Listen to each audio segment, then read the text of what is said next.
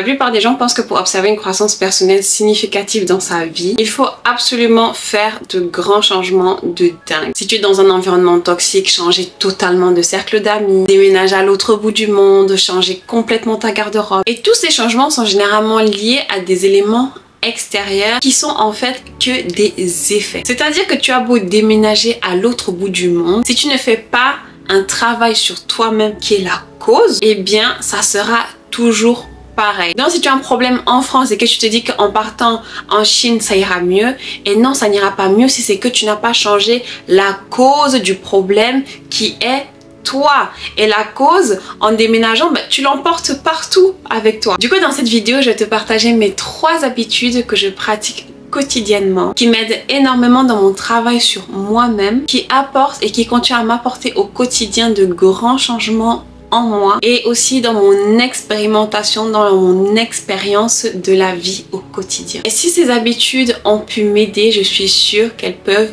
également t'aider dans ta croissance personnelle et dans ton expérience de la vie, ton épanouissement personnel. Hello, je suis Val, créatrice du concept Vision Elle, un mode de vie qui consiste à incarner ton idéal de toi-même dans chaque choix, action, décision que tu prends. C'est-à-dire que chaque action que tu vas poser au quotidien est alignée avec la femme que tu aspires à devenir. Ici, on parle croissance personnelle, mindset et surtout comment incarner ton idéal de toi-même que j'appelle ta vision Elle. Et si tu n'es pas encore abonné, abonne-toi. Alors, première habitude simple et efficace qui m'aide énormément, qui m'a énormément aidé dans ma croissance personnelle, c'est la lecture. Faut dire qu'avant, je n'aimais pas vraiment lire. La lecture, disons que ça m'ennuyait un peu. Je lisais parce que j'étais obligée et ça ne me plaisait pas forcément ce que je lisais. Du coup, pour moi, dans ma tête, c'était catégorisé que je n'aimais pas la lecture. Et cerise sur le gâteau, à chaque fois que je commençais à lire, j'avais sommeil. J'avais comme un coup de barre comme ça dès les premières lignes que j'entamais. Et donc pour moi c'était que la lecture c'est pas fait pour moi, la lecture je n'aime pas ça, la lecture c'est compliqué, la lecture c'est dur de commencer. Et je ne vais pas te mentir, si c'est vrai que quand tu n'as pas l'habitude, comme pour tout, ça sera dur au début, ça sera un peu compliqué au début. Mais si c'est que tu aspires à devenir cette version idéale de toi-même, c'est que tu aspires à incarner ta vision Elle, pour moi la lecture c'est vraiment un passage obligé. Quand moi j'ai eu le déclic par rapport à ça, quand je me suis dit ok, là je suis en train d'incarner ma vision Elle. Et ma vision Elle, personnellement, comme je disais, c'est ma vision Elle, la version de moi idéale, la version de moi que j'incarne au quotidien, c'est une version qui est intelligente, c'est une version qui est sage, c'est une version qui est cultivée, c'est une version qui a une perception de la vie qui n'est pas carrée, qui n'est pas figée. Et pour avoir ce mindset là et ce niveau d'éveil, tu es obligé, selon moi, de passer par la lecture. Et donc, je me suis forcée à lire, à apprécier la lecture. Et franchement, aujourd'hui, je ne regrette pas du tout. C'est vraiment même un de mes plus grands flex de me dire que j'aime la lecture.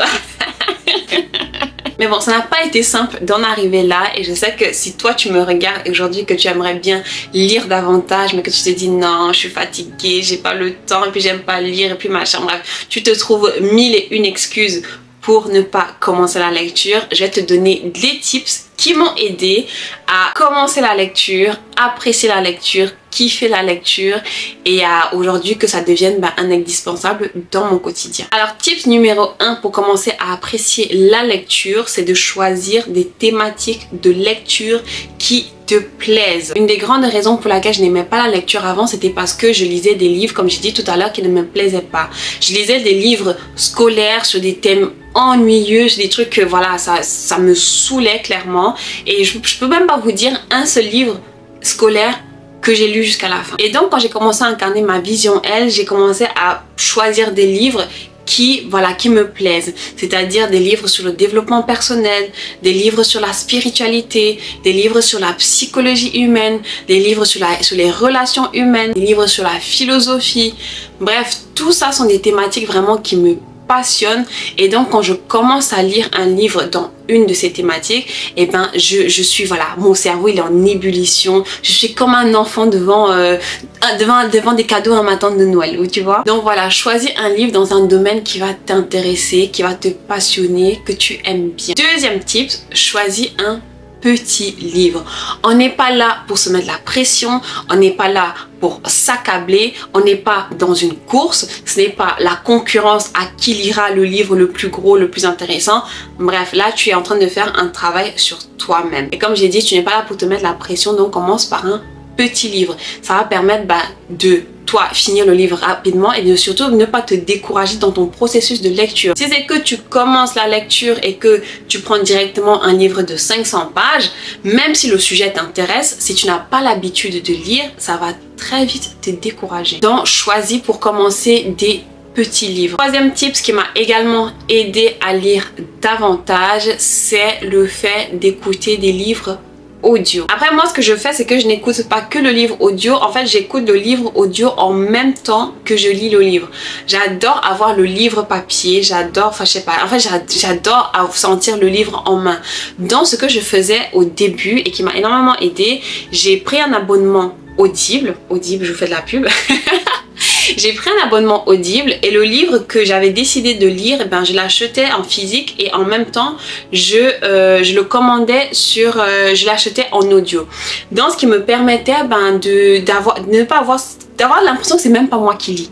Donc c'est-à-dire, et ça te permet aussi d'avancer plus vite dans la lecture. Et ce qui est génial aussi avec les livres audio, c'est que tu n'es pas obligé de t'asseoir pour suivre le livre ligne par ligne. Tu peux le faire mais tu n'es pas obligé. Donc c'est-à-dire que tu peux l'écouter pendant que tu es en train de faire ta vaisselle, pendant que tu es en train de faire ton linge, pendant que tu es en train de faire le ménage, pendant que tu es en train de faire à manger. Et ça peut être hyper intéressant au lieu, je sais pas, regarder la télé-réalité du moment. Je sais que c'est Love is Blind en ce moment, mais tu vois ce que je vais te dire. Et franchement, la lecture, c'est juste incroyable. Ça nourrit, moi je dis toujours, la lecture, ça nourrit ton corps, ton âme, ton esprit, ça nourrit absolument tout en toi. Ça t'aide vraiment à voir la vie, les événements, le monde d'un œil différent, d'une autre manière, t'apporte une autre perspective sur les choses, sur la vie. Et sans oublier que ça va énormément t'aider également dans l'enrichissement de ton vocabulaire. Bref, la lecture c'est la base. Alors passons maintenant à la deuxième habitude qui m'a aidé et qui m'aide toujours au quotidien dans ma croissance personnelle, c'est la méditation. La méditation, c'est vraiment quelque chose que j'aimais beaucoup l'idée. Tu vois, tu as ce truc de ouais, j'aimerais bien faire ça, ça a l'air trop bien, je sais que ça sera bénéfique pour ma santé, mais pour t'y mettre, c'est hyper compliqué. Dans la méditation, c'est vraiment une habitude que j'ai voulu mettre en place depuis longtemps. Mais le problème, c'est qu'au début, quand je m'y mettais,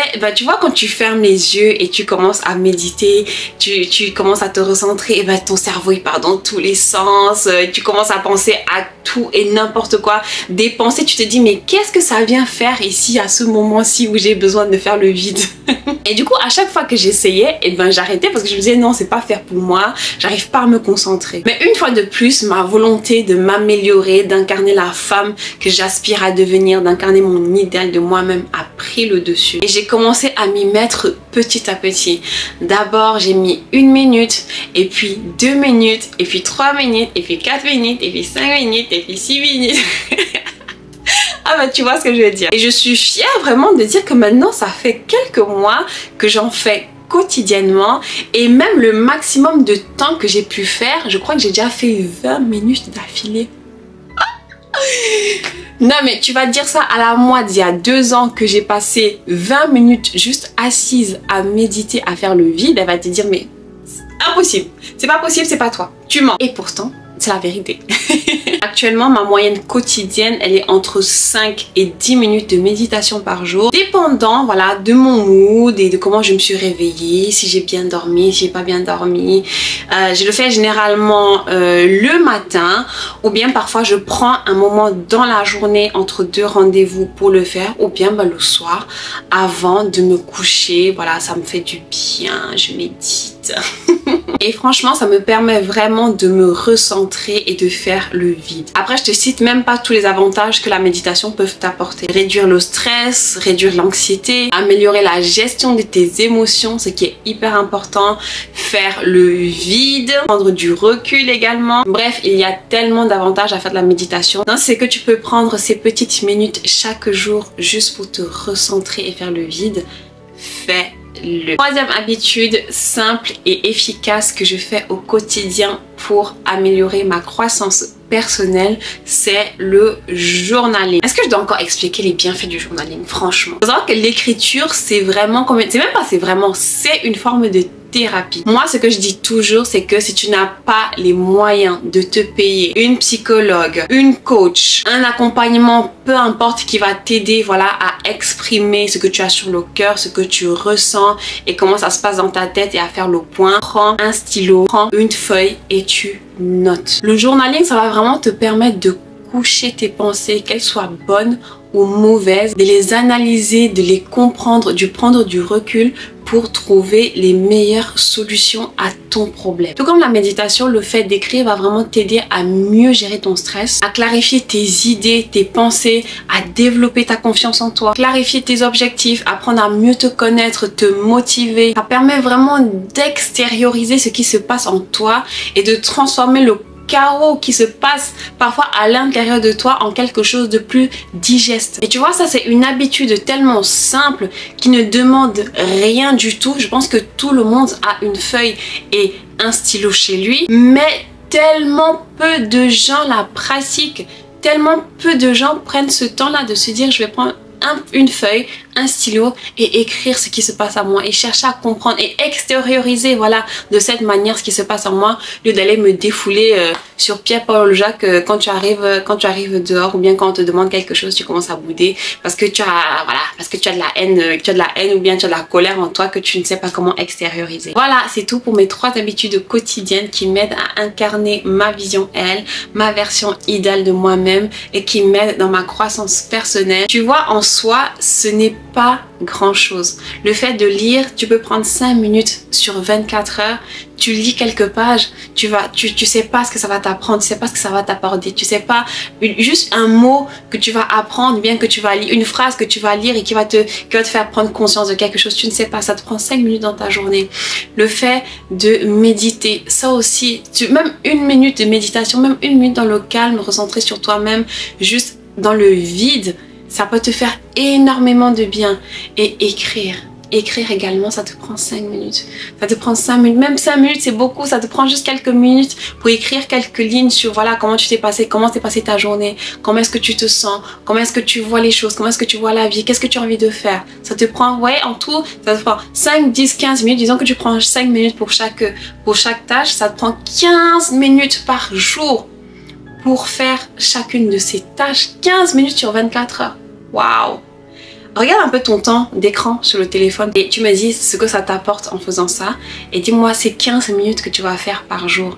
Tu n'es pas obligé de faire autre chose, hein. Tu fais juste ça même pendant 1 semaine et tu vas voir la différence. Viens me dire que ce que je dis là, c'est faux. Viens me dire que ce que je te conseille de faire, ça ne marche pas, c'est faux. C'est impossible. Ça va tellement te faire du bien, tu t'en rends même pas compte. Donc voilà les filles, je vous laisse. Si c'est que toi aussi tu as une habitude quotidienne que tu pratiques, que tu mets en place et qui t'aide énormément dans ta croissance personnelle, dans ton bien-être intérieur, n'hésite pas à partager avec moi en commentaire, je serais ravie de le lire et aussi pourquoi pas de mettre en pratique aussi de mon côté. Voilà, j'espère que tu as aimé la vidéo, je te dis à la semaine prochaine pour une nouvelle vidéo. Bye bye.